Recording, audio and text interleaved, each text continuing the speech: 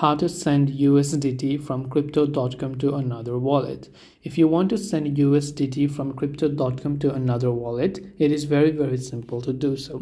All you have to do is go ahead and first of all make sure to launch the crypto.com app. Now it doesn't matter whether you're trying to send USDT or any of the other form of cryptocurrency to another wallet, because it's actually quite simple to do so.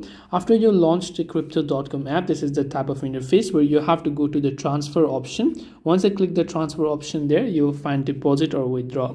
So just select the option called withdraw and select external wallet, because obviously you're trying to withdraw to an external wallet or send to an external wallet. So after you select external wallet, you need to have the USDT wallet address to the wallet that you're trying to send. So copy that address and paste that address in here.